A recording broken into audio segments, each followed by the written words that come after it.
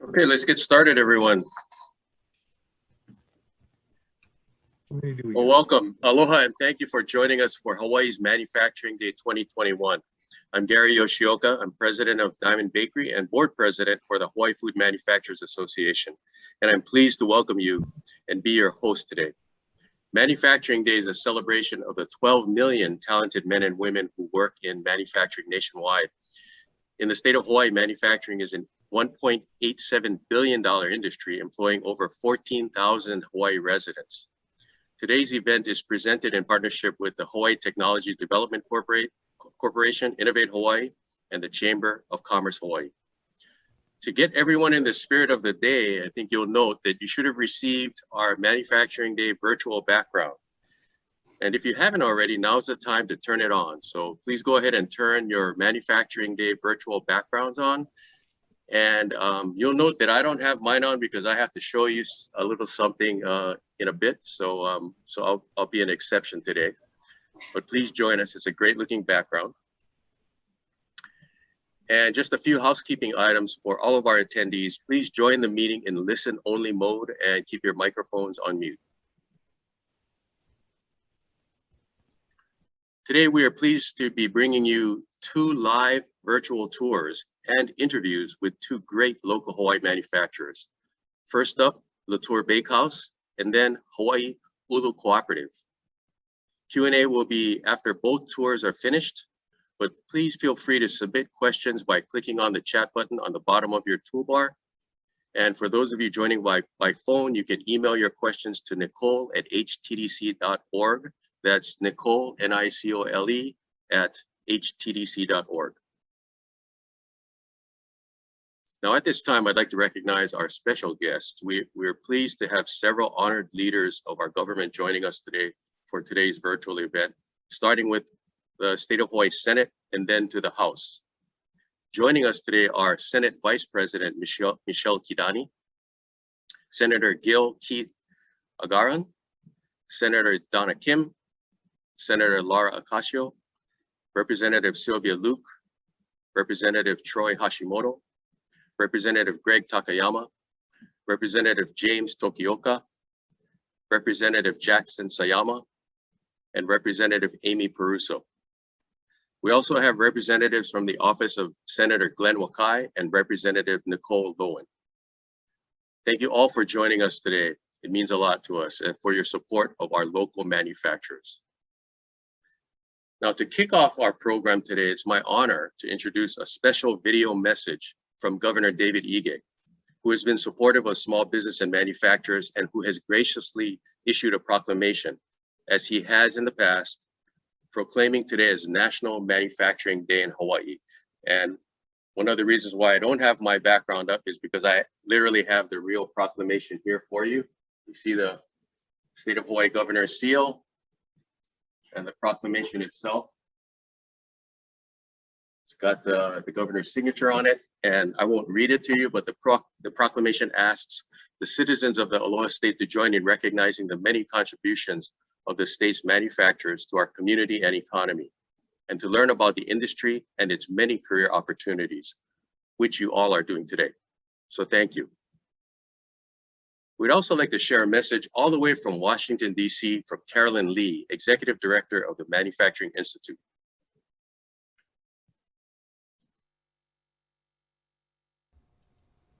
Aloha. Manufacturing Day is a national celebration of the 12 million men and women who work in manufacturing nationwide. And we are proud to recognize our local manufacturing industry, which remains a billion-dollar industry and employs thousands of Hawaii residents.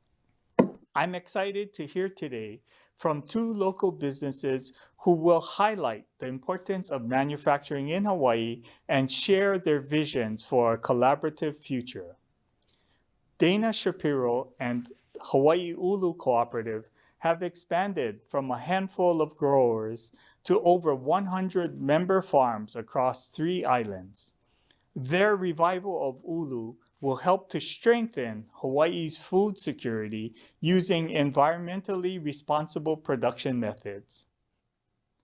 And what started as a single bale sandwich shop back in 1984 has grown to dozens of new storefronts and a thriving wholesale operation with Tour Bakehouse, whose mission is to provide the highest value food products and services using artisan methods. I want to thank co-sponsors HTDC, Innovate Hawaii, and the Chamber of Commerce Hawaii for supporting local manufacturers and organizing this virtual event. On behalf of the state of Hawaii, I am proud to proclaim October 1st, 2021 as Manufacturing Day and the month of October as Manufacturing Month. Hello and welcome to Manufacturing Day, also known as MFG Day. I'm Carolyn Lee, Executive Director of the Manufacturing Institute, and we're here to put a spotlight on manufacturers who are opening their doors to show you the reality of modern manufacturing. In modern manufacturing, we make every product you can imagine, things like smartphones, cars, planes, sneakers, vaccines, and even frozen pizza. And the women and men who make these things come from all age groups and all kinds of educational and skill backgrounds. These careers are exciting and technology driven with some of the best pay and benefits you'll find in the workforce today. And because manufacturers will need to fill millions of jobs by the end of the decade, future employees are highly in demand. And you can find manufacturing job opportunities everywhere, even in your own area. Building the manufacturing workforce is a year-round process. And that's why the Manufacturing Institute and the National Association of Manufacturers are giving you a special invitation to take part in our Creators Wanted campaign. Creators Wanted is our industry's biggest campaign to inspire, educate, and empower the next generation of creators in the United States. And you can learn more about the manufacturing industry and how to get involved at creatorswanted.org. Thanks for joining us today and welcome to the modern world of manufacturing. Thank you to Governor Ige and to Carolyn Lee for those messages. At this time, it gives me great pleasure to ask Sherry Manor McNamara, President and CEO of the Chamber of Commerce of Hawaii, and a great partner with HTDC, Innovate Hawaii, and the Hawaii Food Manufacturers Association, to say a few words. Sherry? Thank you so much, Gary. And also thank you to everyone for joining us this morning. Manufacturing Day is held the first virtual day last year, and while it was very successful and well attended, we never expected to be virtual again, but here we are. But the turnout and interest by everyone here this morning continue to exceed expectations. The Chamber launched a Manufacturing Hawaii initiative about 6 years ago, and it's a collaborative partnership with HTDC and Innovate Hawaii. And we're so proud to have this partnership with them. When the initiative was launched, the goal was to facilitate the development and growth of manufacturing goods and products and support the Hawaii brand. What was developed as an initiative branched into what is known as Hawaii on the Hill, where local businesses bring the Hawaii brand, culture, and aloha to the halls of Washington, D.C. on Capitol Hill. We very much look forward to having an in-person Hawaii on the Hill again. So let's all cross our fingers. I would like to extend a big mahalo again to Gary for moderating, HTDC and Innovate Hawaii for their continued partnership, and the many legislators that have joined us today and have shown us the support of this Manufacturing Hawaii initiative through the years. Enjoy the virtual tours with Hawaii Ulu Cooperative and Tour Bakehouse. Now, I would like to introduce Lord Ryan, the Chamber's Work-Based Learning Program Manager and a former teacher at Campbell High School. Lord Ryan? Thank you so much, Sherry, for the introduction.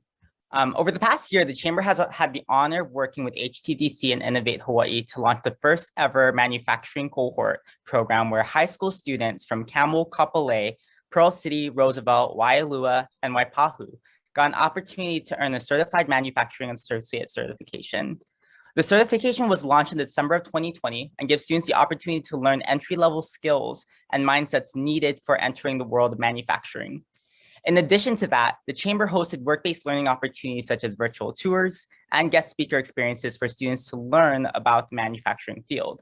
We'd like to thank our partners at Diamond Bakery, Aloha Tofu, Chocolea, Rango Packaging, Pictures Plus, Kamani Composites, Hawaiian Pie Company, and La Tour Bakehouse for already answering the call to host these work-based learning opportunities. Since the inception of the program, we've already had 15 high school students earn the certification, and over 100 students and teachers got to learn about the manufacturing field through the work-based learning opportunities. We are now on to our second cohort of 48 students on their way to earning the certification. Now, enough for me. To share a little bit about the student experience in the cohort, I wanted to share a video from 2 students at Kapolei High School who were part of the first cohort in the spring. Hello everyone, my name is Ryan and my name is Riley, and we both participated in the Hawaii Technology Development Certified Manufacturing Associate Certification cohort last year. Because of this, we would like to share some of our experiences in this video.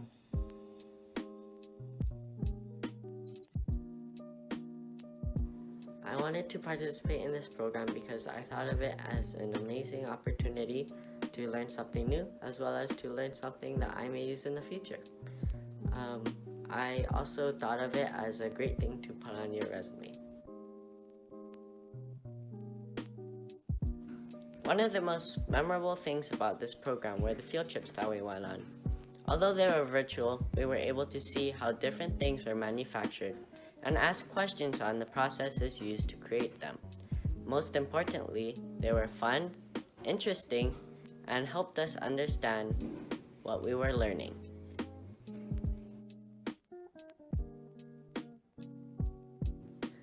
I believe that this opportunity is for students who may have an interest in the industrial field as well as the engineering field. I myself am interested in the engineering field, and I believe that joining has taught me a few things that I may need down that path.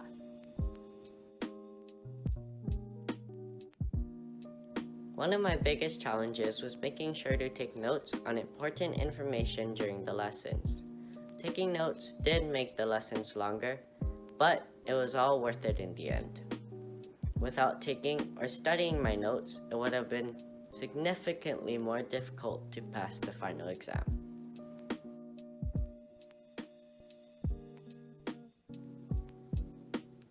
What I feel is the most important thing that I learned about myself was that it takes dedication and hard work to get to where you want to go.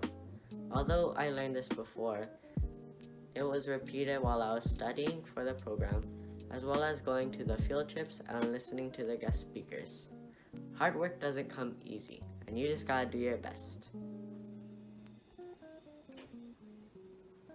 Thank you for this opportunity to share this information with you. I hope that you will participate in the manufacturing certification opportunity. Hopefully that brought a smile to your face with the 2 students from Kapolei. And Ryan and Riley actually were 2 of the students that earned the certification and are on the way to the manufacturing field. So if you have any questions or would like to get involved in the cohort through a virtual tour or guest speaker experience, you can email me at my email in the chat that I'll put in shortly. And now I pass it back to one of the amazing champions of our work and the host for today, Gary. Go ahead, Gary Yoshioka. Thank you. Thank you so much, Lord Ryan. You know, it was inspiring. I never saw that video before, so that was really inspiring. And you know, being in the industry and to see that we have young folks that are interested in manufacturing is very encouraging, because we need the talent, we need the high level of technological interest and expertise, as well as the drive and the desire. So that was awesome. So thanks for sharing that video. Thank you, Sherry and Lord Ryan, for joining us today. And next up to say a few words is Wayne Inouye, the Center Director of Innovate Hawaii. Wayne. Hi, thanks, Gary. Aloha, everyone. Good morning. Just wanted to say, thank you so much for joining us today for National Manufacturing Day. We're so honored to be partnered with Sherry and her team from the Chamber, but also, all of our educational partners, our high schools. So special shout out to, I know I'm looking at our participant list and I see a lot of high schools and maybe some intermediate schools out there. So special shout out to all of you for joining us this morning and getting a better understanding of our Hawaii manufacturing industry. Also special shout out to our state legislators as well. Thank you so much for your continuous support supporting HTDC and Innovate Hawaii for us to continue to support our local manufacturers. So thank you again. We have a special guest all the way from Washington, D.C., Rob Ivester. He's our acting MEP director and deputy director of the Hollings Manufacturing Extension Partnership. Rob, thank you so much for making time during your busy schedule. I know it must be crazy on the Hill these last couple of days or these past couple of months with the new administration. But thank you for all your hard work supporting not only Innovate Hawaii, but the entire U.S. manufacturing industry in the U.S. Rob, thanks. You? Thank you so much, Wayne. Can you guys hear me okay? Yes. Yep. Yeah. All right. Wonderful. I'm just delighted to be joining you guys today to celebrate Manufacturing Month. It's a fantastic occasion to draw attention to all the wonderful things happening in manufacturing and, of course, happening in Hawaii. I really appreciate Governor Ige's remarks and his continued support of Hawaii's manufacturers. It's such a testament to the work you all are doing here to see such a strong showing from the state legislature, senators, representatives. Thank you for your support. It's especially gratifying to have this opportunity to recognize our wonderful partners at Innovate Hawaii and the Hawaii Technology Development Corporation. Thank you for all that you do for Hawaii's manufacturers. We often talk about the unique challenges of the island economy, but time and again, Wayne and his team have pioneered services that become models for the rest of the national network. We appreciate your leadership and your vision, Wayne. Thank you. I'd like to recognize Gary Yoshioka for assuming leadership of the Innovate Hawaii Advisory Board. And congratulations, Gary, on Diamond Bakery's 100th anniversary. What a truly impressive milestone. One of these days, I look forward to visiting Diamond Bakery and seeing your manufacturing operations in person. Thank you, Gary, for your commitment to Innovate Hawaii and to MEP.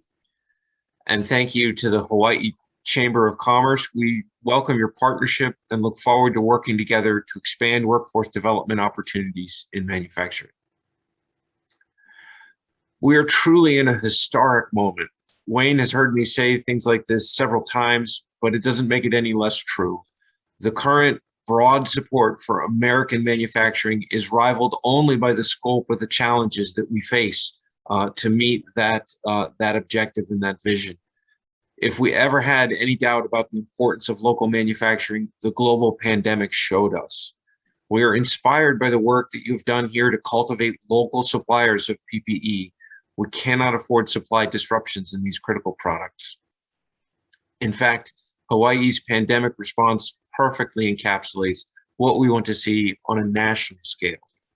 We at NIST MEP are working with our partners across the national network to strengthen our manufacturing sector on all fronts, enabling manufacturers to cultivate multiple suppliers to build resilience into their supply chains, accelerating the adoption of advanced technologies that enable innovation and improve competitiveness, generating high-value jobs and training the workforce for these high-value jobs and helping to support the economy, the economic needs, not just today, but moving into the future. And these are goals that enjoy truly bipartisan support. You know, something that I know is a little bit lost in the weeds and some of the things that you hear about what happens in Washington, D.C. There was a really important bill that passed in support of American manufacturing a few months ago. And you hear a lot of talk about partisan rancor and the Democrats and the Republicans not getting along. They voted 97-0 in the Senate to pass this bill. 97-0. Everybody's on board when it comes to these broad ideas of improving domestic American manufacturing. They want to build up domestic manufacturing, not just because of the crisis response, though, but because of how vital it is to our economic interests and to our national interests. It's a worthy end unto itself because manufacturing truly matters. It's integral to our economic competitiveness on the global stage, and it is integral to our national security. Manufacturing is where value is added into our economy, where we transform inputs into products. It has the highest value add ratio of all of the economic sectors. It has the highest sector by sector impact factor with nearly 2.5 jobs created in the economy for every manufacturing job that's created. What's more, the manufacturing sector is our economy's 5th largest employer behind service sectors such as retail, food services, and healthcare services, and it pays better than all of those. The latest census figures show that nationally, durable goods manufacturing has recovered its 2020 losses, and monthly shipments now exceed pre-pandemic levels. Manufacturing also accounts for 60% of the nation's exports, another area that Innovate Hawaii is delivering value, expanding a key revenue source for the state economy. In just the last year and a half, as we've all gone through this historic pandemic, its associated economic fallout, Innovate Hawaii's work with manufacturers has yielded dramatically meaningful results. $46 million in increased sales, $71 million in retained sales, $18 million in new investments, 200 jobs created, and nearly 3 times that many retained, and $6 million in direct cost savings. We're so proud of the work that Innovate Hawaii has done to help Hawaii manufacturers develop new distribution channels when the pandemic shut down many sectors of the economy. Your work with Tour Bakehouse and Hawaii Ulu Cooperative truly embodies the theme of collaboration. We look forward to hearing from these innovative and inspiring manufacturers. Thank you so much for giving me time to speak today. I really appreciate the opportunity, and happy Manufacturing Month. Thank you so much, Rob. Really appreciate it. Thank you for those kind words. So Gary, back to you. Thank you. Thank you, Wayne. Thank you, Rob. You know, just listening to those comments by Wayne and Rob, you know, we're only like 20 minutes into this thing, and you see the amount of leadership and support, and you know, we're taking ourselves from Hawaii to the mainland to Washington, D.C. and globally, understanding more about the importance of manufacturing globally and its relevance to Hawaii. So I'm excited already, and we haven't even gotten to the tours yet. So let's move on to that. What I'd like to do now is move on to our live virtual tours. Today we are featuring 2 companies. Both companies represent the idea of a collaborative future in different ways. And this is kind of the theme today, is this notion of collaborative future. As a reminder today, Q&A will be at the end of both sessions, so please feel free to submit your questions in the chat box or by email. And first up is Tour Bakehouse. And joining us today are Rodney Weddle, head baker for Tour Bakehouse, and Trung Lam, automation consultant and part of the founding family. So we have some of the key folks here today. Welcome, Rodney and Trung. Thank you for inviting us into the Tour Bakehouse facility. Can you share with us a little bit about Tour Bakehouse and take us on the tour? Yeah, sure thing. As Rodney gets set up with his screen share, I want everyone to kind of think about your favorite thing to bake at home, whether it's a pie or your grandma's cookies, or if you're like the thousands of people I follow on Instagram during the pandemic decided to learn how to bake a loaf of bread, right? Think of how much fun it was, the experience, the flavors, how amazing the product was. Now imagine trying to do that 10,000 times a day. It's a little bit different, right? When you're baking those cookies at that level. So that is kind of the market we find ourselves in as one of Hawaii's premier bakeries. I guess we're the largest now, but we've been in this business for over 30 years. And our challenge is, how do we find that balance between creating products that our employees are very passionate to make, but at a scale that our customers demand. So Rodney, are you ready with the screen share? I'm ready. Okay, so Rodney's going to be walking around and showing you how we try to solve that problem. And we have a very dynamic bakery floor, so it's going to get a little noisy and a little messy, so just hold on to your seats. And if Rodney can't hear your question, I guess questions are later, but if you can't hear Rodney, let me know and I can help try to like just talk over what he's showing you and point out different things we see along the way. All right, go ahead, Rodney. Okay, good morning, everybody. Welcome to the Tour Bakehouse. My name is Rodney Weddle. I'm the head baker for the tour for the past 20 years, and we're going to start the tour now.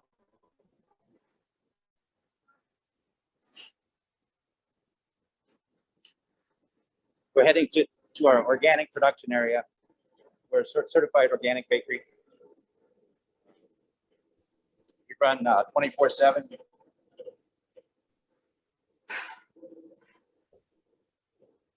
We use a lot of wheat from Canada, a lot of wheat from the Midwest. We have 135 bakers on staff. We process about 30 to 40,000 pounds of dough per day.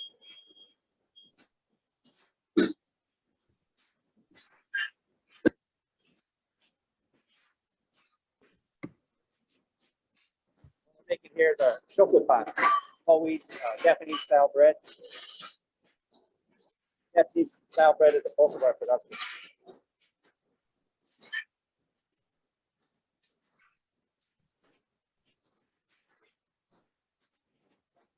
Here we have buns and rolls. We process 10 to 20,000 buns and rolls per day.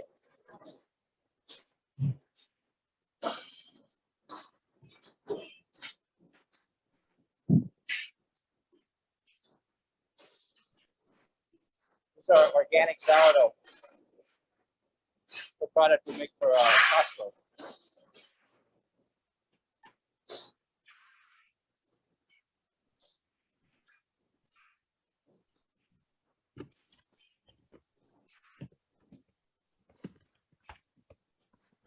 We're going to head to the oven section.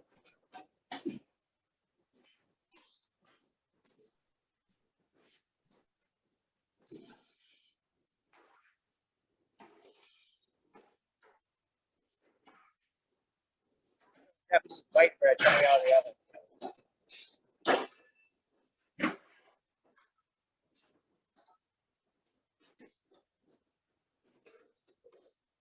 The oven starts at 3:30 in the morning until 9:30 at night. The products we do for Hawaiian Air, the lunch chicken Alfredo bake.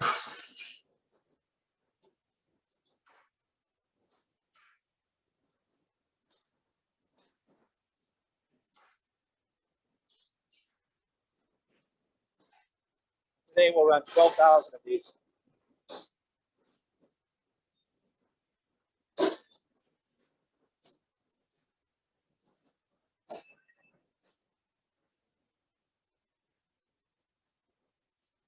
This is our croissant and lavash section. So 10 to 15 racks a day of lavash.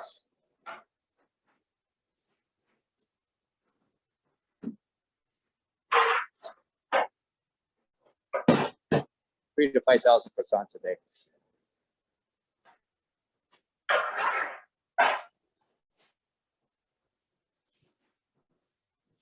I can take over from this part, Rodney. So this is probably our newest innovation. This is a baker bot. It's a robot arm designed to work alongside employees. I mentioned how when you make things at scale, it looks a little bit different. So this product we make, we often run about 12,000 pieces a day. So if you can imagine right now, what you're seeing is people whose job is to take a piece of dough and put it on a sheet pan 12,000 times every day. It's not the most exciting job. It's a lot of strain.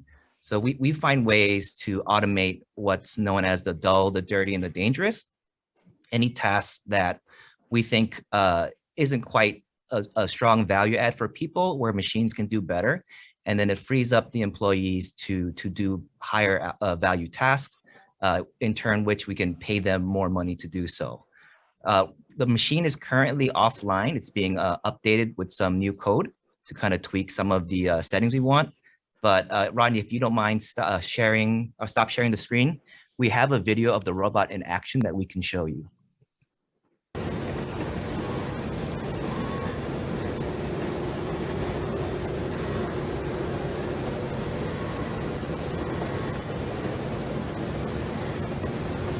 Really simple task. The robot can be programmed to do different things. This is me stepping back, showing you what it looks like standing farther back. This robot is unique. It goes along with the theme today of collaboration. It's a collaborative robot, which means it's designed to work alongside people. So unlike other machines where you would need a cage just to protect people walking around the robot, this robot does not need that cage, because if it does bump into someone, it will stop before it injures them. It's a pilot program. We partnered with Innovate Hawaii to bring to the islands. We're testing this out at La Tour. These robots can be purchased, leased, or rented. And we're hoping to scale this to other departments as well as other local companies as well. Thanks, Rodney. Okay, now we're going to head into the chocolate room.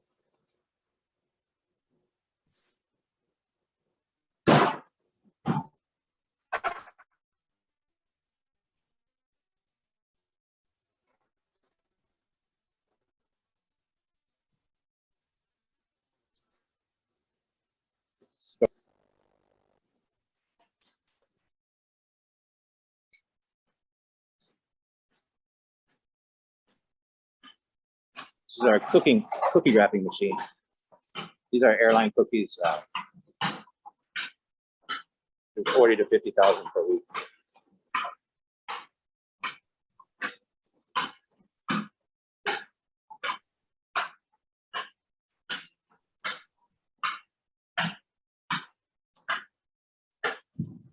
This is our chocolate room.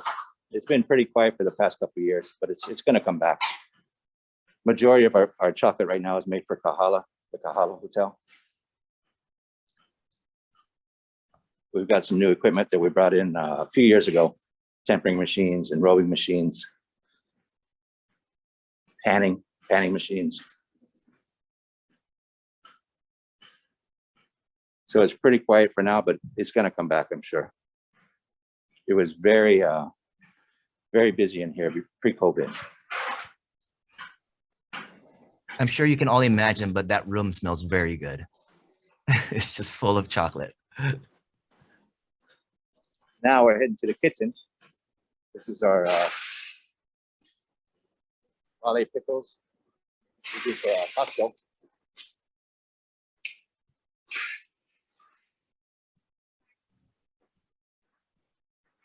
And bread packing. That's our sourdough bread you saw earlier. Today's bake.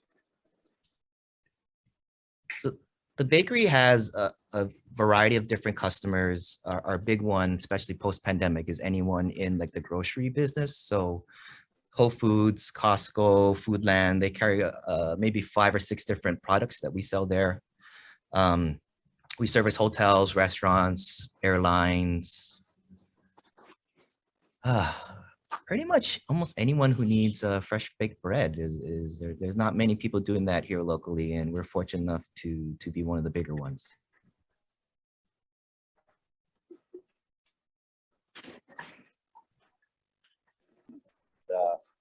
Really speeds up production.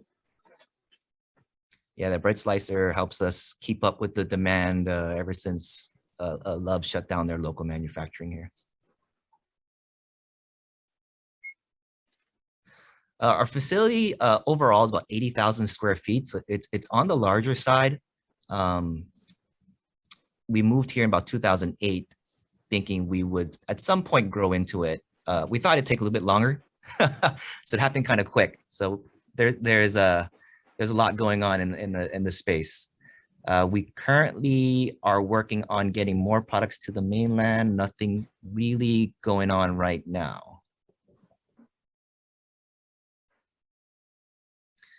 Yeah, so the building has a really interesting story. This is the old Weyerhaeuser boxing plant. And before that, it was part of the Dole pineapple production.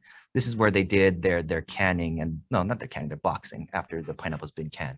So it's a relatively large building, kind of in like a industrial, kind of like the core of Honolulu. So we were very fortunate to have this space. What's really funny is that we're on the 3rd floor. Like the whole bakery is on the 3rd floor, because ground floor real estate would be way too expensive for a bakery in town.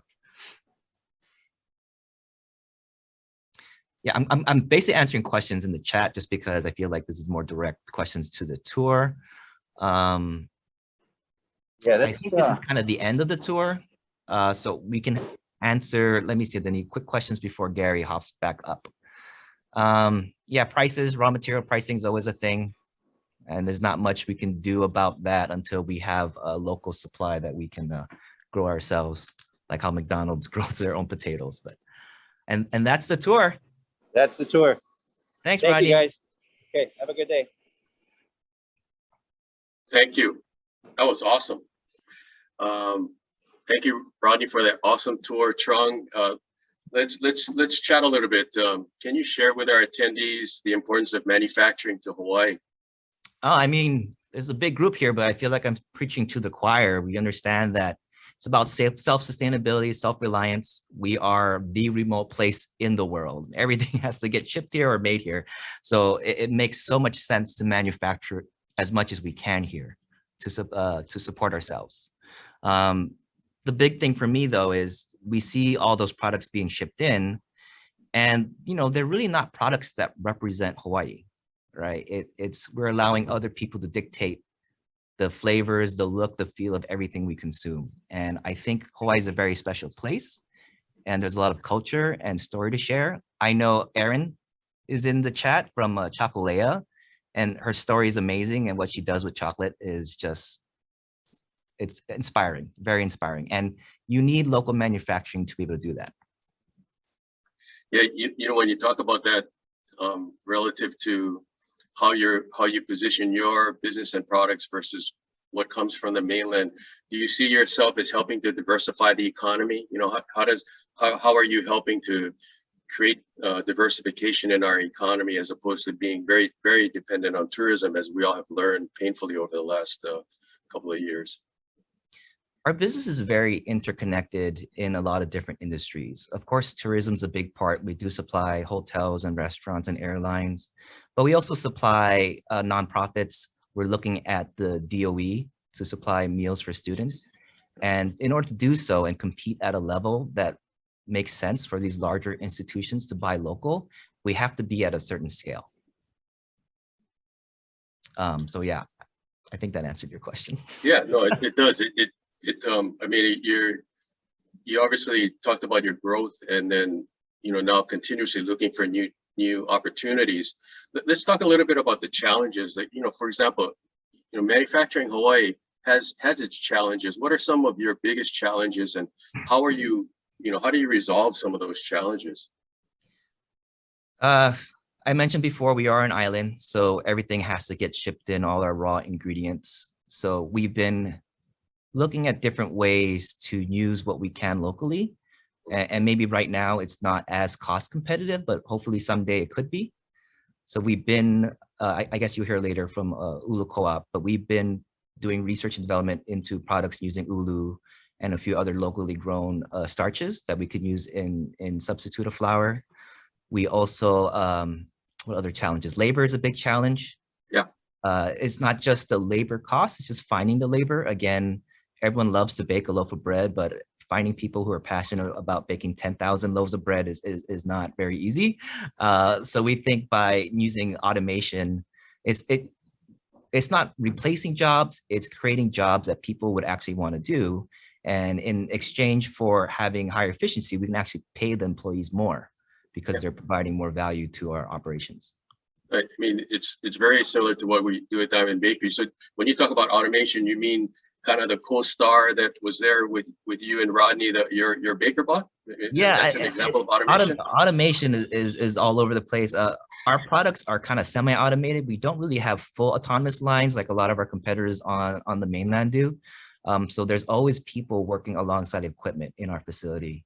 And the Baker Bot, which is a collaborative robot, is just the newest addition to that mentality where we're not looking to replace workers, we're looking to supplement and make their jobs better for them. Thank you. Let's shift a little bit to something that we've all faced very intensely, the coronavirus. It's affected so many businesses in not very good ways. Clearly, Latour has adapted. Can you talk a little bit more about how Latour's adapted, how you've how you've pivoted or shifted to new economic challenges and opportunities. We were deeply affected by COVID-19. Majority of our business was hotels and airlines, and as you can imagine, that dried up relatively quickly. Yeah. We were fortunate enough that we were already in the process of adding grocery product, and that really helped sustain us. We also used that time to give back to the community. We did food runs in front of our building to give people food product to get them through the really tough times. And that really opened my eyes, seeing like, I apologize if anyone was stuck in that traffic, but the line was over a mile long from our facility towards Waikiki of people looking to get food. So it made us realize how important it is to have a local manufacturer. And we really doubled down that effort of focusing on providing what people in Hawaii need. We've cut back a lot of products that helped a lot. So instead of doing, I hate to say like 700 different things, which at some point we were, we cut that down to about 200 different items we do today to allow us to focus our business. But you know, that's a key point though. And you know, I know we have some students on the call today, is that, you know, when crisis or hardship, you know, we face that, you don't stop, right? You guys didn't stop and shut your business down. You tried to figure out what to do. Mm-hmm. Yeah, I mean, I think that's really inspiring to hear that, Trung. Thank you very much. One of the things that I know has helped our business over the years is the manufacturing assistance program that the state of Hawaii put into play a number of years ago. Can you talk to how that MAP grant has helped the Tour Bakehouse? I cannot stress how helpful that program, the MAP program, has been amazing for our business. It basically allows us to take bigger risks in terms of bringing the equipment we need in order to compete. It's a game changer. We have a smaller market, but we have the same equipment a lot of these bigger manufacturers have. They have the ability to run, we run 24 hours a day, so do they, but their market is a little bit bigger. So for us to compete, we have to have that payback equation change a little bit. And that MAP grant really helps. So the most recent one we did, we got 2 new ovens. We got the high-speed bread slicer. We were able to upgrade some of our chocolate equipment to keep up with the demand at that time from the hotels. And we're hoping all that comes back. So the beauty with equipment is when the demand comes back, we can ramp up and scale up very quickly to meet that demand.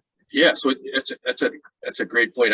I feel like you're in a way saying that the manufacturing assistance program, that grant really helps you innovate, and innovation doesn't stop. So I mean, it sounds like you'd benefit from continued support of that program as well.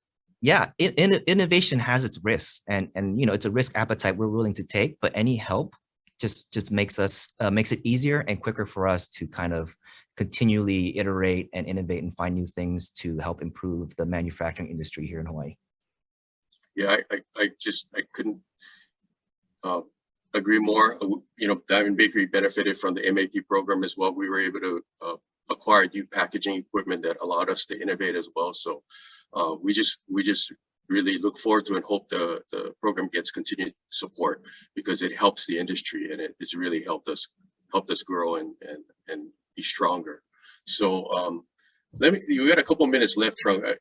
You know, because we have students at the meeting here today, what advice do you have for the next generation of manufacturers? You know, the folks that are getting the certificate right now, and they're trying to figure out you know, what their role is in advanced manufacturing technologies, because it is really our business is all about technology. You know, what advice do you have for this upcoming generation? It's kind of like this yin yang thing where you have to think both small and think big, especially if you're starting off. Is like focus on the product, focus on your customers and why people will love your product, but also keep your eye on the prize, where if you want to get big, automation is going to be important. Like it's really the only way to scale.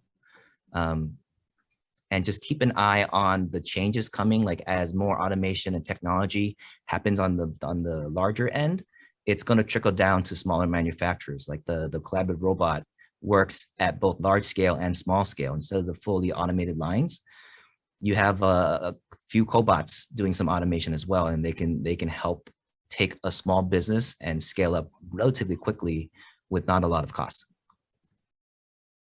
Great point. You guys want to be like Trung. Trung is a highly educated, mechanical engineer graduate. He's all about the future. So, yeah, I'm drinking the Kool-Aid. I'm a futurist. Like I'm an automation consultant too. So like I'm all about robots and helping manufacturers here just do better. Oh yeah, Trung's come to our factory and he's helped us out. He's teaching us a lot about collaborative robots. So we look, and this is another key point. We partner in the manufacturing industry. We work together. We share, and so thank you, Trung, for not only sharing with us today, but thank you for all the partnership over the years. So really appreciate you helping us today and sharing your leadership. So thank you, and thank you to Rodney as well. If that wasn't great, we have something just as good, and it's a different spin, a different look at our manufacturing industry. So thank you to Trung and Rodney from the Tour Bakehouse. And I'd like to move to another tour that we have from the Hawaii Ulu Cooperative, and I'd like to introduce you to Operations Manager Holokai Brown.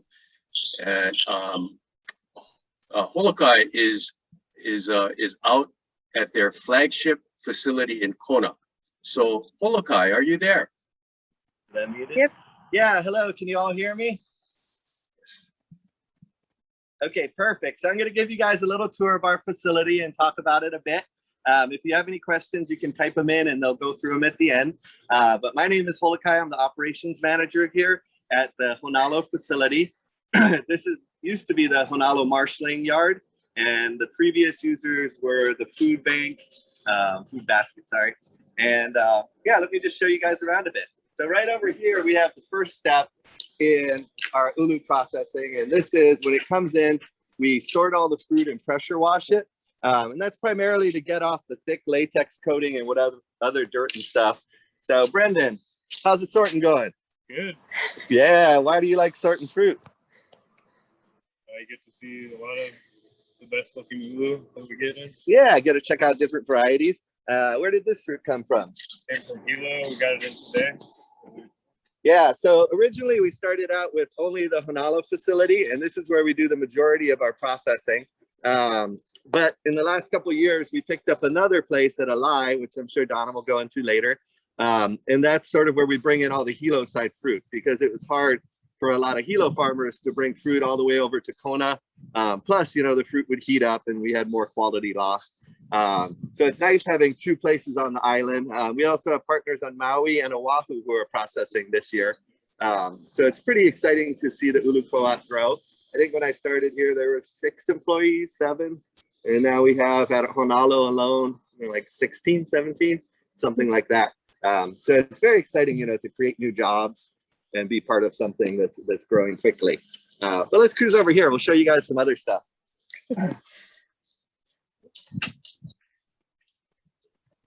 So this is one of our favorite things in the world. It was a peeler after the sugarcane plantation shut down. There was a giant grant and they got this peeler, it must have been 20 years ago, maybe more. And they got this peeler and it was for peeling kalo. And so they did a big study into making kalo flour. And the idea was, they wanted a local flour they could get to people. And it ended up just collapsing for some reason or another. And the peeler sat there for years and years and years until we recently got it. And so it's been amazing for us. We were using it today to peel kalo. We use it for purple sweet potato. And before we had a small drum peeler where you could put a tiny amount, it shook like crazy. But this allows us to do a lot more, with less loss probably, and definitely less man hours. Let's keep cruising. So this is probably the most exciting part of the tour, giant blue bins. So we produce a lot of waste. It's just sort of the nature of the business. And you can see this is all ulu peelings. And so far, all of our waste has been taken to Maona Community Gardens, who partnered with us. And so all of our organic waste would go to Chantel at Maona Community Garden. And then she put it all into compost beds. She now has a giant worm compost bed where she makes vermicast to sell to local farmers.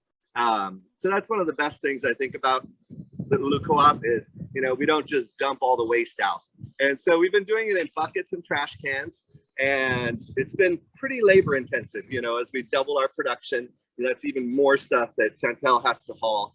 And so this year we partnered with Hanaho Recycling and Dino from Organic Matter. And so we got these new larger bins and we load them into Hanaho's truck and they take them to Organic Matters where he is testing, you know, processing them into various soil products. So the idea is, you know, as we scale up, you have to realize what's not scalable, and our waste system wasn't scalable. So it's exciting to have this partnership, you know, and hopefully create more soil for farmers and, you know, avoid the stuff going into the waste stream. But let's keep cruising.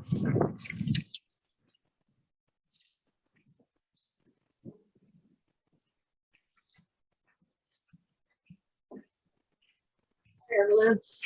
Hey everyone, this is Evelyn. What are you doing here? Hello, I'm just making bags. Since we go through 1,000 bags a day, we just want to be ahead of everything so that we don't, you know, have to backtrack.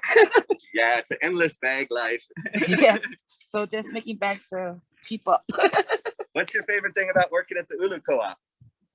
Everything. I learn something new every day. So nice. It's every day is something different. Perfect. Thank you, Evelyn. Thank you.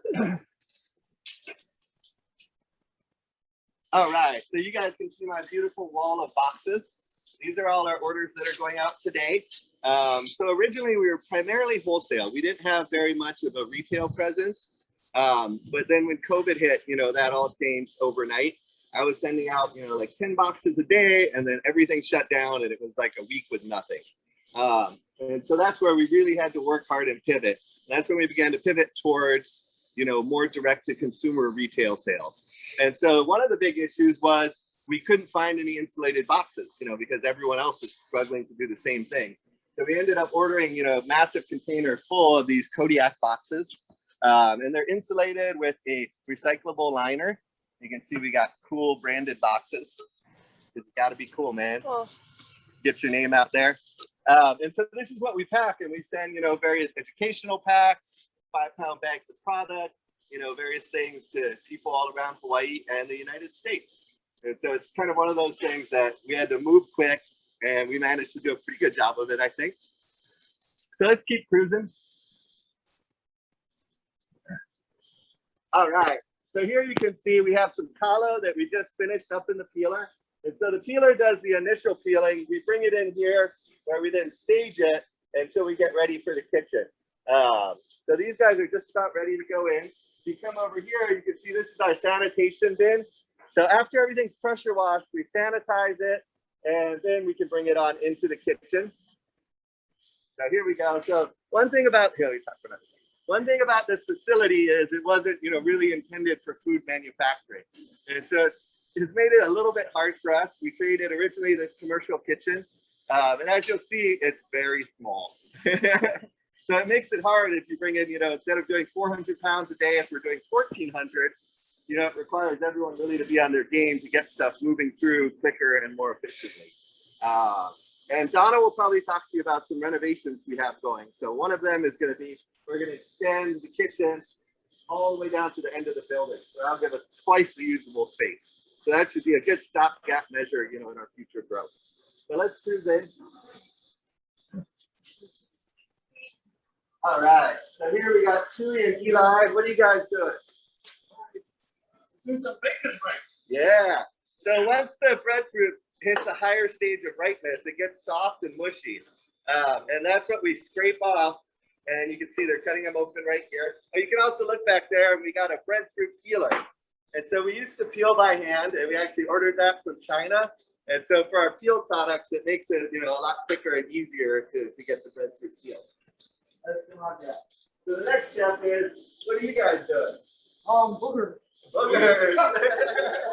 So this is baker's rice, and it's basically the sweet raw breadfruit, and we make it into a paste. You can see they're starting to fill some pans. It's not the most appetizing product look-wise, but it is fairly tasty, and a lot of people love it. Come on over here. So we put the products into the steamers. Leilani, how long do steam bakers wait for? 30 minutes. 30 minutes. Leilani is our production supervisor slash camera woman today. So we put them in the steamer and then we bring them out here. And you can see what we have is a set of fans to do an initial cooling. And this sort of drops the temp quickly. And then we take them, bag them right over here. Chelsea. Hi, Chelsea. What you doing? She's packaging and weighing bags. And so this is another part where we get it all set before we come on down. You want to say anything to the people? You're also doing quality control. Yeah, also doing quality control. So this is sort of the last step before the product goes into the bag. And we want to make sure, it meets the standards of quality that we want. All right. So originally, when I started here, we would store all of our ulu dry. And so basically, we would have giant pallets, we would have them sitting in the warehouse. But the thing about breadfruit is, it matures, it ripens very rapidly, especially when you have a lot of it together. And so that was one of the issues, if someone brought in 1,000 pounds and we could only do 400 pounds a day, and then another 1,000 comes in, we basically work and try to do as much as we could, but we got a lot of ripening and loss of quality, as well as loss of fruit. And so that's when we built our big chill room. You can see over here. She's not the prettiest room in the world, but she definitely buys us more time. So the fruit comes in and we can have up to 4 or 5 days before we get significant ripening versus 1 or 2. But let's check it out, see what we got in here today. Yeah, so today we got through all of our ulu, except for what's outside. We have purple sweet potato as well as kabocha squash. So currently our major products are breadfruit, kalo, purple sweet potato, and kabocha squash. Those are sort of the staples we focus on, although we have processed various other products. And then over here, you can see this is one of our storage freezers. And it's a little bit old and not a ton of storage room. But I'll talk more about storage in a second. Let me grab you guys some stuff to see.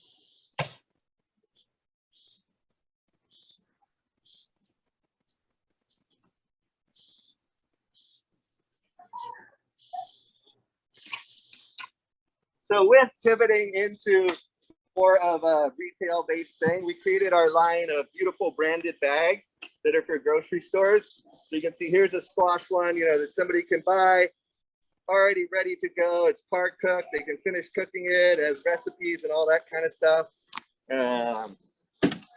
This is one of our retail ulu packs. And you can see it's got beautiful graphics, resealable. So, the kapuna don't have to eat the whole thing. You can just eat a little bit. And then on the back, we have a little bit about cooking them, little information, all that kind of stuff. And then this one is kalo. So you can see. Aren't they beautiful, Leilani? They are beautiful. Yeah, see, Leilani agrees. One other thing that happened, sort of in the time of COVID is that, there was all this money being flooded into Hawaii for various food programs. And so that's where we really ramped up, selling to the food bank, food basket, all the different programs they had going in COVID time. And so that's when we started making a ton of these recipe ready little bags. And so they're basically clear bags to cut the cost a bit for the food program. Like right now we're sending to the food bank 3 pallets, so 3,000 units a week of these clear bags. And so that's what we're sort of pumping, to get going up until ulu season comes through. The majority of our products, though, that we sell wholesale,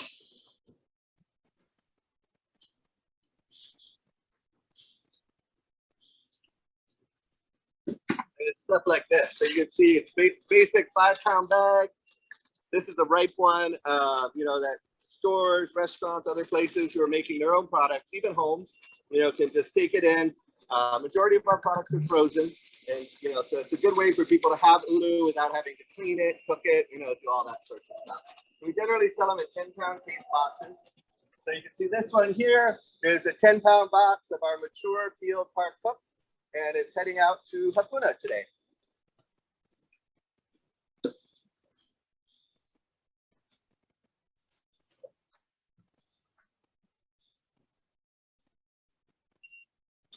And over here, you can see a non-functioning freezer.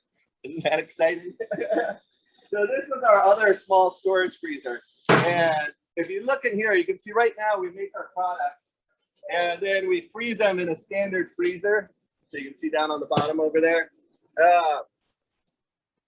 And the reality is, you know, as you increase production, cooling capacity wasn't able to keep up with it. And so we got a lot more ice in our bags and issues like that. And it took longer for things to come down to temp. So this is a pretty exciting development. You excited, Leilani? I am excited. See, we're both excited. So what we did was we took this freezer and we're converting it into a blast chiller. So it's probably hard to see, but there's a giant fan unit up in there. And so this will allow us to cool our temp down a lot quicker and will provide for a better quality. So it's just about done. It should be running later today. So we're super excited about that. Here you can see this is our imprinting for our lot codes and dates so that we can track product as well as quality. Doesn't work that well, but doesn't work super terribly either. And this is a pallet we made today that we're going to put into storage. And these are all retail packs. So a lot of them have been going to Suisan as well as sent some out to Foodland today. And then right here is our storage freezers. So one of the issues in Hawaii is high electricity costs. So having a frozen product, you know, it tends to cost money when it's not moving. So that's sort of one of the things that's sort of hard to deal with. Donna can probably touch on the on the solar systems he is having installed. So that'll help us a bunch. But these are basically 2 shipping container freezers. So we can store, you know, about 16 pallets worth of product, which seems like a lot, but when we're making, you know, 1 or more pallets a day, you know, that doesn't provide us a lot of buffer if things aren't moving quickly. So that's why we're focusing on, you know, sending stuff out as it's made. We're not spending money freezing it, you know, taking up space, plus you get better turnover. You know, another major issue is these freezers, in order to get anything, let's say I want a pallet in the back, you have to pull out the whole side with straps and reload it. So they're pretty cumbersome on a day-to-day basis when you're trying to, you know, pack boxes, pull wholesale orders. You have to pull the whole thing out and then the whole other one. So part of the renovation she'll talk about as well is we're building a large storage freezer. And that way we can just forklift in, grab what we want, no muss, no fuss, can count things without, you know, emptying a whole freezer. But it's actually going to go from right about here across the whole warehouse. So if you want to spin Leilani towards that corner. Yeah.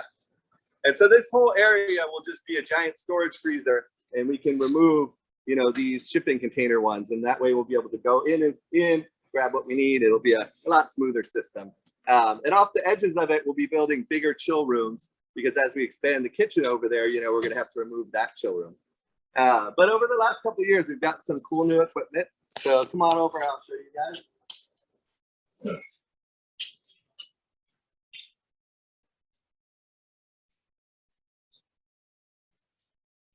All right.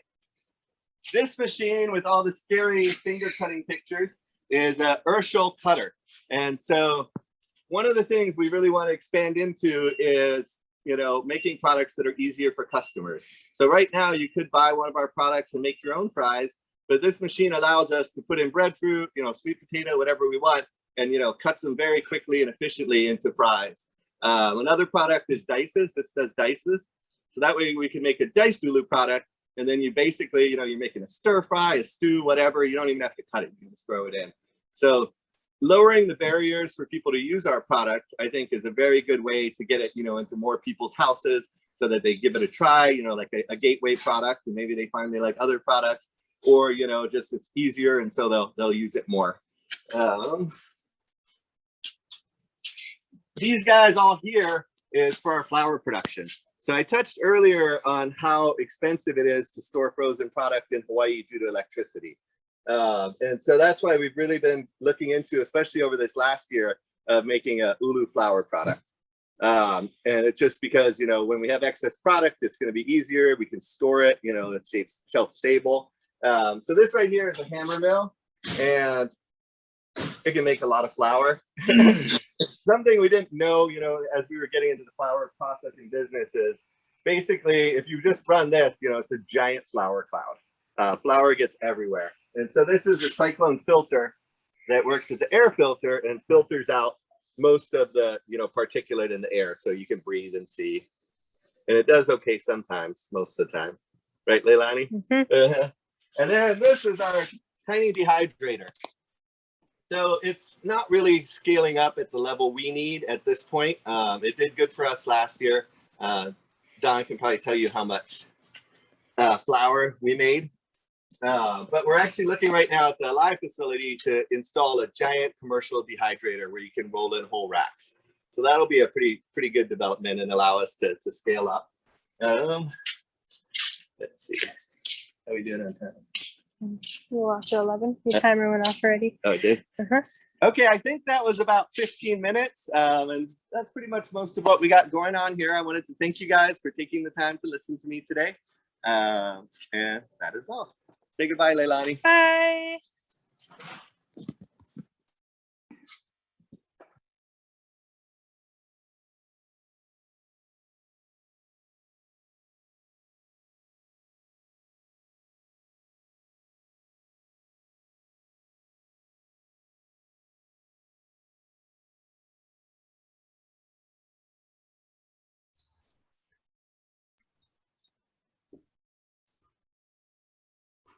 Good morning, everyone. Sorry, I think Gary might have dropped off the call. Oh, he's coming back right now. Sorry.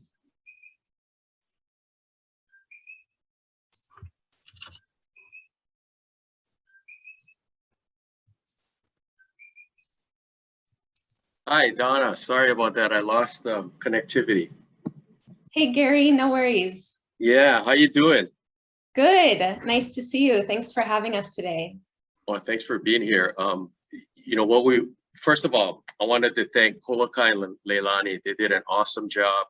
I'm sorry for the little technical difficulty, but that was a great example of, you guys really were a startup and now you're in scale up mode, and it's so impressive and, great to see. So I hope everybody sort of took away the fact that you guys are in growth mode now, and you can see it in the physical changes to your facility and to your process. So congratulations.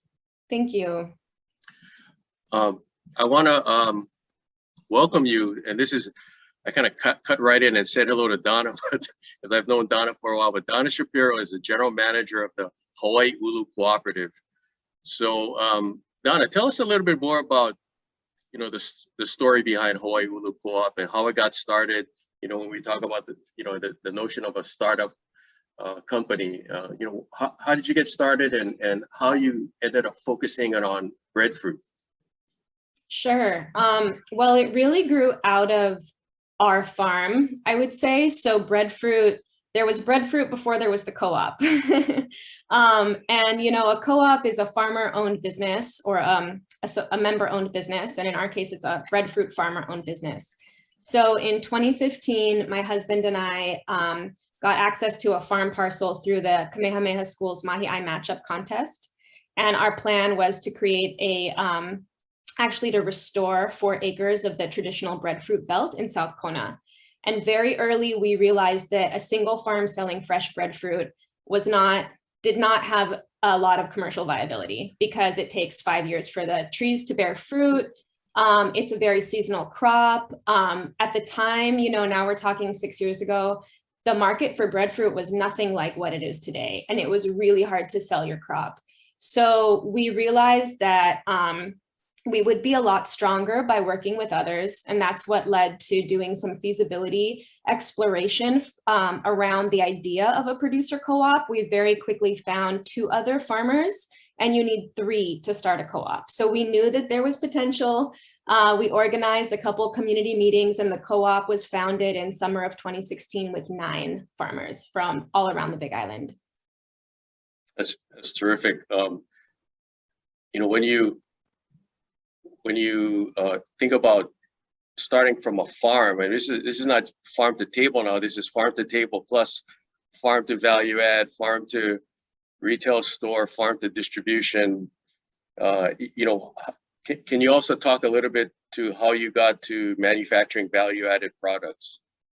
Yeah, absolutely. Ulu is, as I kind of already mentioned, it's a hard crop to sell fresh.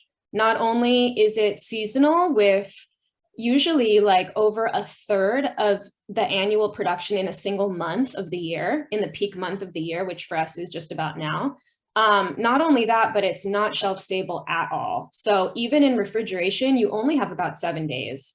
And it quickly deteriorates in quality. So you need to do some minimal processing at a minimum in order to sort of preserve the product long enough to distribute it and get it to the eater, whether that's a grocery store or a restaurant or a house.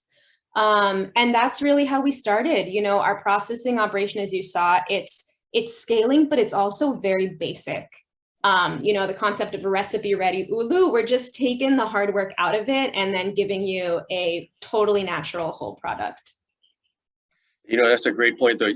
For all of you who are contemplating startups, you have to have product market fit. So if you listen to what Donna's talking about, you can tell you've thought through what is that product market fit for you. If I can shift a little bit, get into this a little bit further and talk about how the pandemic had affected you. I know Holokai did a great job about some of the pivots you had to go through and try to supply to the different sources of food distribution. Maybe can you add to that and talk a little bit more about how e-commerce developed for you during this time? Yeah, it really was what Holokai said. I think it was like March of 2020, our sales just dropped. It was very sudden. And all of a sudden, nothing was leaving the facility, which is bad, right? That you don't want that to happen.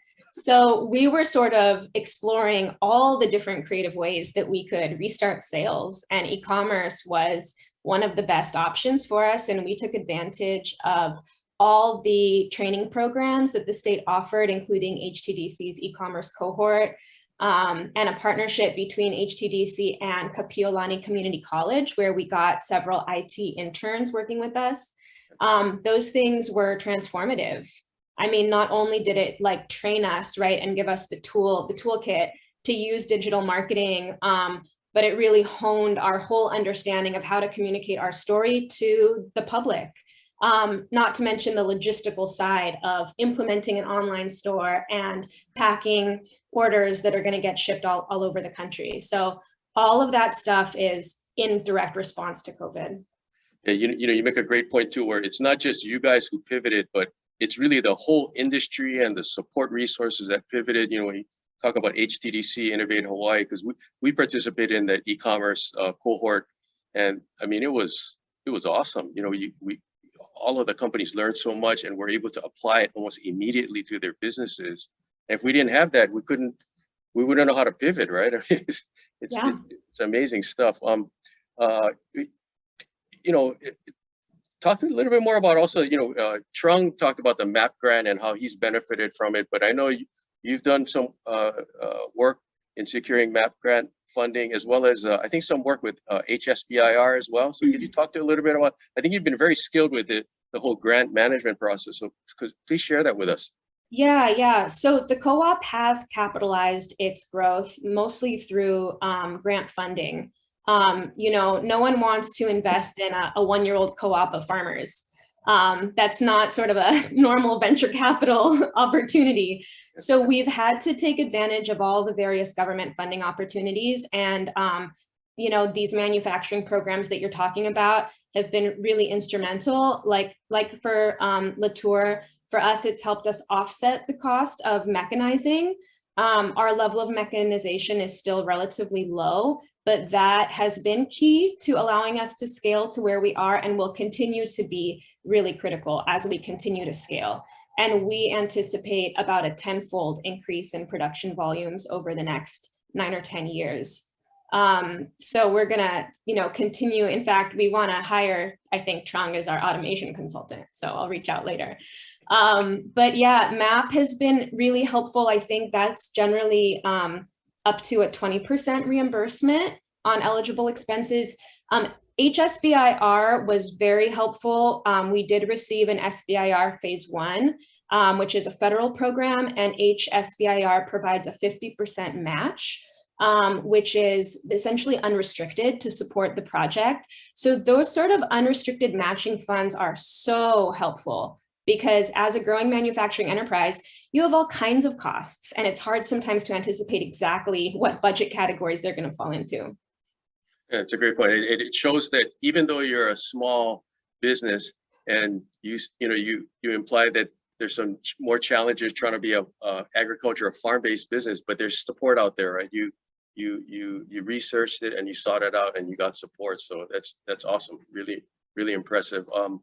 When you think about, as you get further into manufacturing and processing, your products, Ulu and the other agricultural products, do you have any advice for new manufacturers or people trying to figure out the same things that you're doing? Yeah, I think my biggest piece of advice is to do your research and understand the landscape of what resources and assets already exist in your region, on your island, in the state, both, physical types of assets like infrastructure and buildings and available kitchens to get started, as well as more of the social assets, like what potential partners are there, including HTDC. That's an asset for manufacturers in the state. But what other partners, like even among manufacturers, like the co-op has worked with Diamond Bakery to help do R&D in flour. So all of those, I think, potential resources that we have available to us locally, start there. Don't recreate the wheel. I think that there is a huge gap in Hawaii around agricultural manufacturing in particular. We need more to be food secure, and that's an imperative for the state security. But don't work in isolation. When we work together, we strengthen our opportunities. Wow, that's awesome. I couldn't agree more. Awesome statement. I mean, you talked about your work with Kapi'olani Community College. Really the epitome of seeking partnerships and being collaborative. So bravo to you. That's awesome. What I think I'd like to do with the time that we have left is open things up to some Q&A, if that's okay with you, Donna. I'll bring in Trung back into this, and I know we got a number of questions from the audience, and maybe we can try to entertain some of those, and then I'll ask each of you for some closing comments, and then we'll call it a day. So thank you so much, Donna. Trung, are you there? I am here. Okay. Just you two guys are just awesome to be on this event today here. So Trung, I'll turn it back to you for a couple of questions. And this is one we read about in the newspapers or online is about supply chain issues, shortages, inflation around input costs. Can you talk a little bit about some of the things that you've been experiencing with your business? Oh God, if you just talk about it and my stress levels go up. I kind of have like a Zen perspective on this. Yeah. It's like, calm down. Yeah. There are some things in your control and there are things out of your control. And it's really important to focus the ones that are inside your control. And when it comes to supply chain, there's being a small company on a small island, it's about having the relationships with suppliers and being able to reach out to folks and kind of just do the best that you can. Global supply chain, market prices, we're not big enough to have a big effect on that. But knowing your partners and having them be able to tell you like, okay, we think something's going to happen, so let's try and get ahead of it, like really helps a lot. So it's kind of like the theme of collaboration is really know your suppliers very well and connect with them often just to keep a pulse on what's going on in the supply chain. Yeah, that's a great point. Have you had to change the way your lot size or how much inventory you carry to kind of buffer some of the uncertainties, or have you adjusted your supply chain much? For sure, we definitely increased our inventory a little bit. Before the pandemic, we were already trying to source direct from growers as much as possible, which meant we had to bring in containers of flour and other products as well. But we hold a bit more inventory. We're fortunate enough to have the space, again, because we have a big facility, but most manufacturers don't have that. And that's why I really mentioned like the partners really help, the distributors, people with warehouse space who can kind of help out. Like even if you don't buy from someone, if you know someone with a warehouse, asking them if you can borrow some space for a while. There's the foreign trade zone, which has a warehouse here as well. And there's a lot of people out there who can help if you just ask. Yeah. Yes. Yeah, that's a great point. Asking is the key. So, you know, I'm going to shift to one, something that, you know, we all get excited about if we shop at Costco or any other retailer when we see our products, you know, being marketed and sold in a place like Costco or other retailers. Do you customize your recipes, or do you collaborate at all with retailers in that way? Can you talk about how Latour approaches working with the customer? Pre-pandemic, we used to do a lot of customization. So like hotels were a big customer in airlines, and they're very specific in how they want their dinner roll to be very different than the hotel next door's dinner roll. So we did a lot of that. It became a challenge when we had over 900 different products that we were tasked to make on a regular basis. So we've cut back. So we do some minor customizations, but there has to be a volume that makes sense for customization. I'm sure a lot of people ask you for custom crackers all the time and cookies, and it makes sense at a certain level, but then it adds a lot of complexity when you bring in like lot code tracking and making sure all your food safety rules and HACCPs are updated. And every time you change that recipe, if it's a different step, you have to add it to your plan. So it gets kind of complicated when you do a lot of customization. So it's a balance, right? You got to look at the opportunity and what does it do to your capability and see. Yeah, no, same, just like us, same thing. The good news is you have that capability to create, though. So, yes, you know, when you see an opportunity, you know, the expertise that you have in the walls of the tour can create that stuff. So that's definitely a benefit of not being completely automated the way larger manufacturers are, because being that automated makes you kind of inflexible to changing your product and customizing, but having parts of it automated and some parts still manual allows you to be very flexible with your product. That's an excellent point. That's an excellent point. You're a lot more nimble in that way, right? You can, the amounts of product you can make is way more flexible. So that's a great point. I'm going to shift to Donna. Some specific questions of real interest about your business. And I think Holokai talked to this a little bit about how your volume can vary from day to day and how much you ship out per day. Can you talk about, you know, what affects demand and your production volumes on a day-to-day basis? Yeah, we are constantly trying to balance supply and demand, you know, because our inputs are just raw local agricultural staple crops, nothing else basically for our main product line. And we are trying to get more sophisticated, but basically it's relationship management with our farmers. We just hired a full-time farmer coordinator for the first time. He started last week or the week before, very, very new. And his job is literally to sort of be the point of contact for 120 farmers on 3 islands and visit them and get a sense of their production. So that's the production side. And on the demand side, you know, we really like working with large volume customers because it is more predictable, you know, like Holokai mentioned the food bank, which is a partnership with HFA. You know, 3 pallets a week are going out. That is so efficient and nice and clean for us. When you start talking about, you know, e-commerce, now we're selling to 200 individual people, mostly in Hawaii, a few maybe out of state. And that is a marketing pull more than a sales pull. So rather than having like a direct sales relationship between 2 people, now you have this like, you know, marketing effort that you're not always sure what impact it's going to have on sales.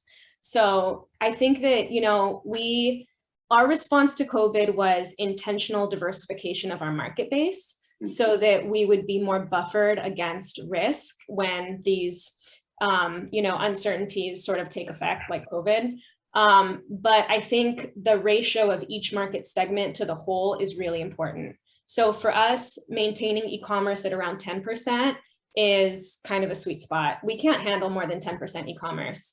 You know, working with larger scale distributors and food service and manufacturers for about 50%, those 3 groups, that's comfortable for us because we're matching scale with supply and labor to fulfill orders with the size of the order.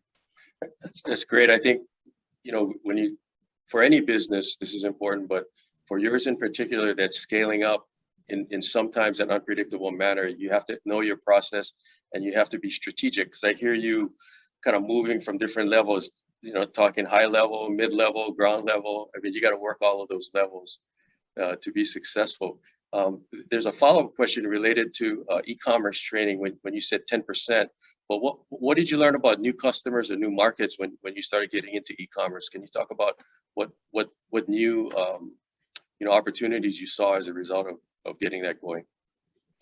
You know, for us, the main, I think, opportunity and like the real silver lining in the whole COVID experience has been building direct relationships with our customers and learning a lot about our product and what's working and what's not directly from the end user. Before COVID, our biggest customer was the DOE. And in addition to them, we had several other large institutional food service and then a bunch of commercial food service, all of which was shut down due to COVID. So we often didn't have the direct communication with the person who was eating at the very end of the day. And so that for us really opened our eyes, I think, to who like our target persona is, which is, that's a phrase that's thrown around a lot with e-commerce, is knowing, you know, your target audience. So getting a much clearer idea of who wants our product and then how to communicate the value of what we're doing to them. And then to people who maybe don't realize that they want it, but if they are receiving the message, or if we're delivering the message correctly, then it will click with them. So I think that was the biggest benefit for us. Great. You know, Holokai kind of talked about how you're changing your space to adapt to growth. There was a question about how do you expand or adapt when you start seeing that you might be outgrowing your current space, especially because in Hawaii, space is so expensive. Can you talk about some of the keys that you found about how you manage your space as you grow or potentially outgrow? Yeah, so we're in the journey right now. You know, the Honolulu facility, which you guys saw, is a state-owned facility. It's one of, I believe, 10 agricultural hubs that's owned by the Department of Agriculture, owned and managed.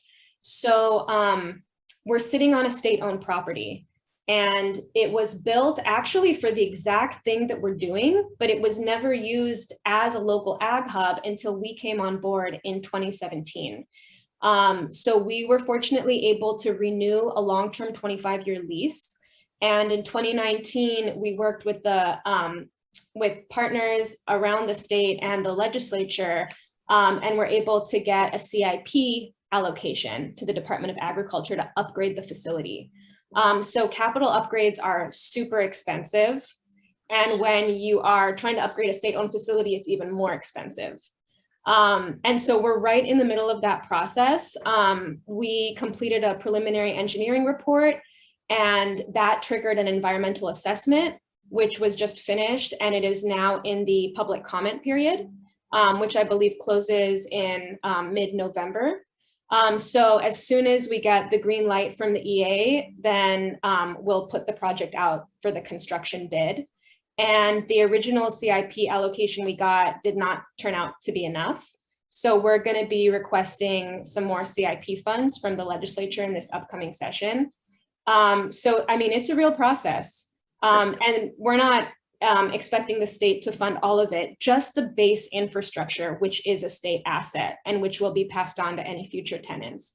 So the co-op is still fronting the bill for all of the specialized equipment, you know, some of the infrastructure that relates to our use and so forth. Yeah.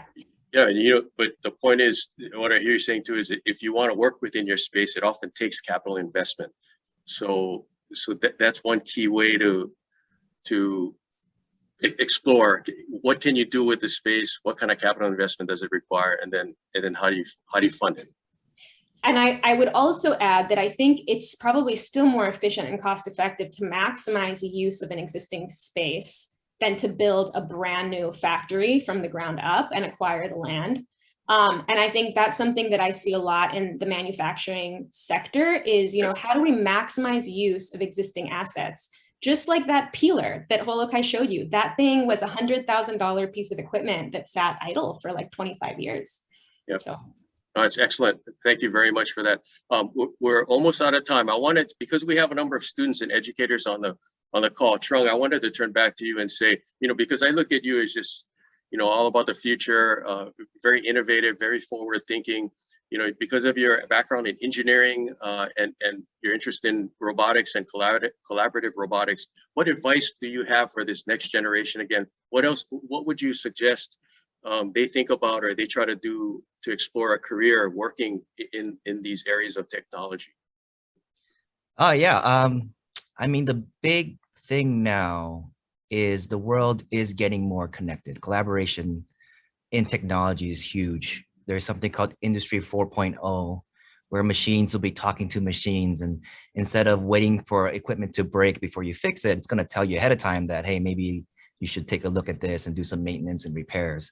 So there's a lot of really interesting avenues to explore as a student. Technology is everywhere. Like when people say they want to be in the tech field, it's like that doesn't exist anymore. Like everything is tech, right? So pick something you're passionate about, pick an area of interest, and tech will be there for you to explore. And everything's connected. If it's people and equipment, if it's suppliers and customers, the metaverse where you're in a virtual world and the real world, like everything is going to be interconnected. So it's a great time to be a kid right now. I couldn't agree more. And that's an excellent point about the interconnectivity. So thank you so much. We're just about out of time. I really want to thank Rodney, Trung, Donna, Holokai for showcasing your facilities, sharing your stories on manufacturing. Thank you to Rob Ivester for his messages. We truly appreciate Governor Ige, Carolyn Lee for providing us with their welcome messages. Mahalo to Sherry Menor McNamara and Wayne Noy for their leadership and support. And thank you to everyone who tuned in today to our virtual Manufacturing Day event. I hope you really enjoyed it and got something out of it. And again, thank you to everyone and stay safe. Have a great afternoon. Thank you. Everyone. Thank you, everyone. Thank you.